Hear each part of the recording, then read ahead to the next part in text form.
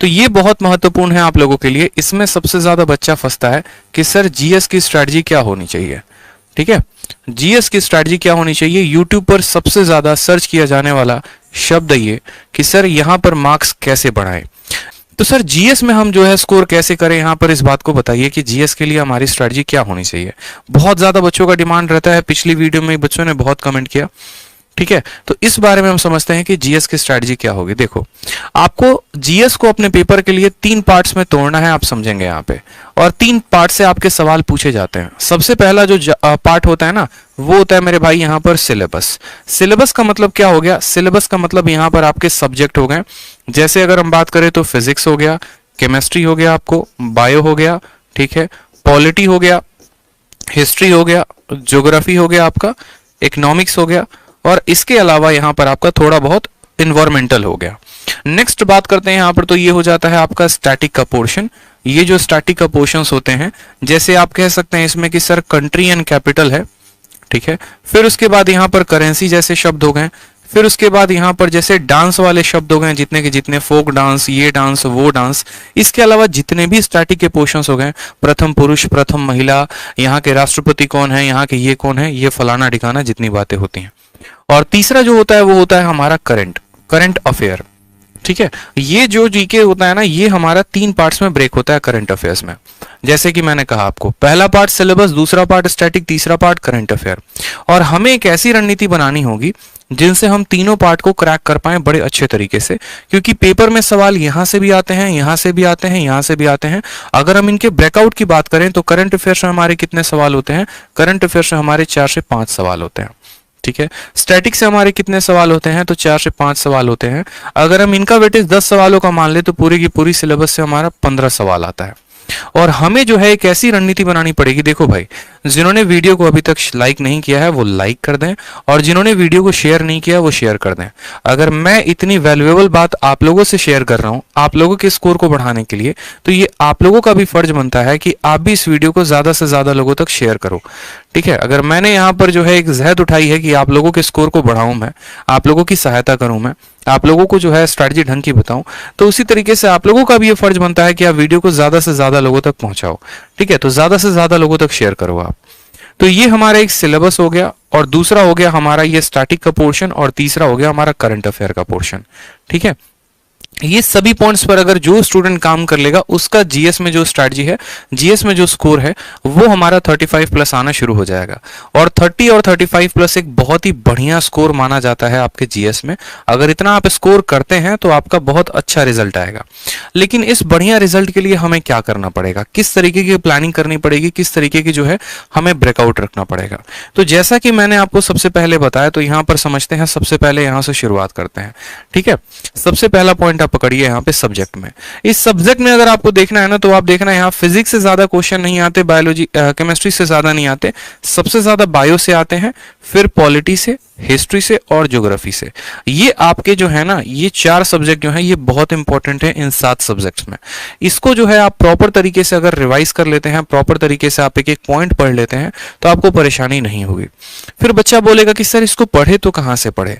ठीक है, क्या कोई किताब को रेफर करें, क्या कोई यूट्यूब चैनल को रेफर करें, कैसे पढ़ें। तो देखो, हमारे चैनल पर ऑलरेडी क्लासेस चल रही है, आप उससे रेफरेंस ले सकते हैं। इसके अलावा जो है अगर आप किसी बुक से पढ़ना चाहते हैं तो आप किसी बुक से पढ़ सकते हैं, लेकिन बुक में जो सबसे बेस्ट होगा मेरे हिसाब से वो रहेगा लूसेंट। अगर आप लूसेंट पढ़ते हैं, ठीक है, या हिंदी वाले स्टूडेंट अगर आप घटना चक्र पढ़ते हैं, तो आप वहां से भी सवालों को बढ़िया तरीके से कंसेप्ट को समझ सकते हैं। कभी भी जीएस को पढ़ने की जो स्ट्रैटेजी होती है वो इस तरीके से होती है कि पहले आप सब्जेक्टिव को पढ़िए और फिर उसके बाद आप उसके ऑब्जेक्टिव को लगाइए। जैसे मानिए कि सबसे पहले आपने दिल्ली सल्तनत पढ़ा, तो आप दिल्ली सल्तनत को पढ़ लीजिए, और उसके बाद दिल्ली सल्तनत पर आधारित जितने भी प्रश्न आपके लूसेंट के ऑब्जेक्टिव में हैं, पहले आप उसको लगाइए। इससे क्या होगा कि आपका जो लेवल है वो इंक्रीज होगा, आपको जो चीजें हैं क्रम अनुसार याद होते चले जाएंगे, और आपका फिक्स रहेगा कि हाँ यार, जब मेरे सामने 4 ऑप्शंस आते हैं तो उसमें मुझे सही ऑप्शन किस तरीके से टिक करना है। तो इन बातों पर सबसे ज्यादा फोकस करिए। नेक्स्ट बात आता है स्टैटिक में। स्टैटिक के लिए देखो अलग अलग तरीके से काम किया जा सकता है। स्टैटिक में कोई बच्चा बोलता है कि सर हमको ट्रिक से याद होता है, जैसे मानो कि पहाड़ हो गए, पर्वत हो गए, आपके दर्रे हो गए, ठीक है, इनको कोई बच्चा कहता है कि सर हमको ट्रिक से याद करना है। जैसे जितने ताल वाले हो गए, जिस शब्द के आगे ताल लगा होता है वो कहां पर होता है, सारे के सारे उत्तराखंड में हो गए, भीमताल, ठीक है, नैनीताल, इस तरीके से करके। तो ये सारे के सारे मेरे भाई कहां पर हो गए, उत्तराखंड में। तो आपने जैसे ट्रिक से याद कर लिया, नहीं तो आप ऐसा कर सकते हो कि आप ट्रिक से यूट्यूब चैनल में आपको एक बता रहा हूं, वहां से भी आप फॉलो कर सकते हो, क्रेजी जीके ट्रिक्स करके। क्रेजी जीके ट्रिक्स करके जो है, आप इस अगर चैनल को फॉलो करते हो, यहाँ पर मैं इनको जानता नहीं कौन है ये, हाँ, लेकिन इनके कुछ वीडियोस मैंने देखे हैं जो मुझे अच्छे लगे हैं, जहां से आप भी फायदा उठा सकते हैं। और स्टैटिक के लिए इन्होंने बहुत बेहतर तरीके से काम किया हुआ है। तो स्टैटिक का पोर्शन आप यहां से कंप्लीट कर लीजिए। साथ में लूसेंट का जो मिसलेनियस है, उस लूसेंट के मिसलेनियस को जरूर खत्म कर लीजिए मेरे भाई, ठीक है। लूसेंट का जो मिसलेनियस है ना, उनको भी आप जरूर खत्म कर लो। मिसलेनियस में जैसे आपका हो गया कंट्री कैपिटल है, इसके अलावा जो है एक एक पार्क है, वाइल्ड लाइफ सेंचुरीज हैं, इसके अलावा जो है कौन सा पार्क, जैसे सिमलीपाल हो गया, सिमलीपाल कहाँ है तो उड़ीसा में है। जैसे डांस के बारे में हो गया कि जो राउफ डांस है वो कहाँ का है तो कश्मीर का है, जो तमाशा है वो कहाँ का है तो महाराष्ट्र का है। इस तरीके से आप एक एक पॉइंट को यहाँ पर टिक करके मिसलेनियस में खत्म कर सकते हैं। इसके अलावा जैसे मानो और भी पिंक बॉक्स कैसे हो गए, हिस्ट्री में आपने कुछ पढ़ा होगा, ज्योग्राफी में पढ़ा होगा, जैसे आर्य समाज की स्थापना किसने की थी, कब की थी, रोयतवारी जो सिस्टम हो गया वो कौन लेकर आया था, जमींदारी कौन लेकर आया था। तो ये लूसेंट में पिंक बॉक्स में बनाकर दिया गया है। ये आपके ऐसे होते हैं जिनको अगर आप कवर अप कर लेते हैं अच्छे तरीके से, तो आपका स्टार्टिंग में एक भी सवाल नहीं छूटेगा। और लास्ट में आ गया हमारा करंट अफेयर। करंट अफेयर के लिए बकायदा मैंने आपको बताया था कि पिछले 6 महीने का इंपॉर्टेंट होता है, जिसमें 3 महीने का आपको डेली पढ़ना है और 3 महीने का आपको मंथली पढ़ना है। जैसे अगर हम बात करें यहां पर, तो जनवरी हो गया, फरवरी हो गया और मार्च हो गया। इसका आप डेली का वीडियो देखो, ठीक है, जहां से भी आपको मिले, एक एक दिन का घटना आपको याद रखना है। और उसके अलावा जो पीछे के महीने हो गए, पीछे के महीने कौन हो गए, जैसे अक्टूबर हो गया, नवंबर हो गया, दिसंबर हो गया, इनका आप मंथली पढ़ा करो।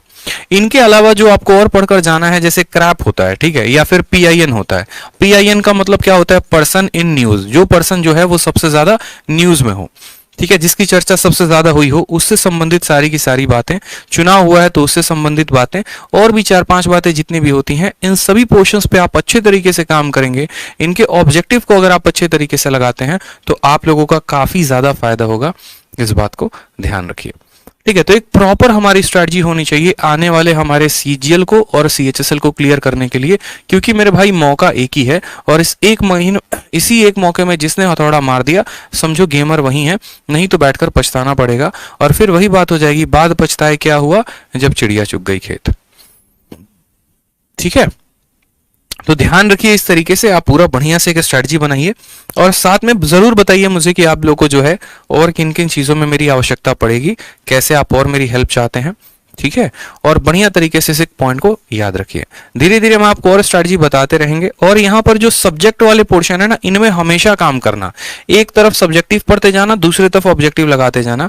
ऐसा नहीं करोगे तो एक तरफ पढ़ोगे, दूसरी तरफ भूलोगे, और ये बड़ा खत्म कहानी हो जाएगा।